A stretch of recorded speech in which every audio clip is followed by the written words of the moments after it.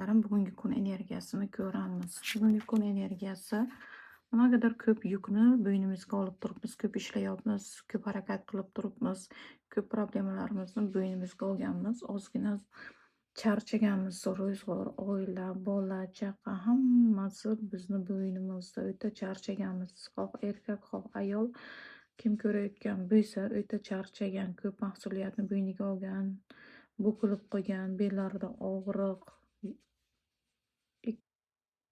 bunday nimaga kirib ketgan. Mm,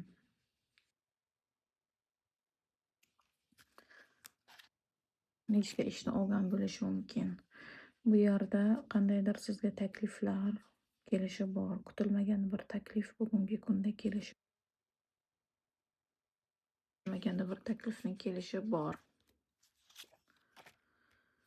Ikkita yo'lni o'rtasida qolgansiz. Qaysi yo'lni tanlashni bilmayapsiz bugungi kunda, bugungi energiyada. Qayergadir yoki yo'lga otlanishingiz mumkin.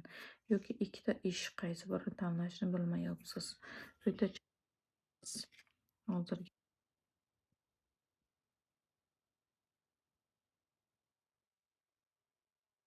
ketayotgan bo'lishingiz mumkin. Sizga yana bir ish taklif bo'lishi mumkin deb turibdi.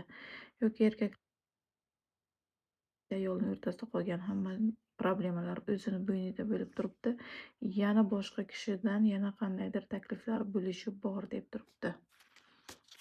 Mhm. Ozgina bir pushaymonlik, stress holatlar, tushkunlikka tushib qolishingiz mumkin. Ozgina o'ylovlar, nimadir o'ylovlar, qandaydir ishlar to'xtab qolgan bo'lishi mumkin bu yerda. Mhm.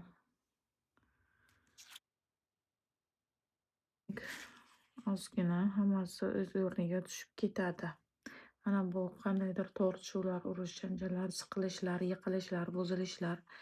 Bu yerda shayton kartasi chiqib kelyapti. Mana shunda ozginagina mana shunaqa holatlar bo'lishi mumkin. Shundan sabr qilsangiz o'tib ketasiz.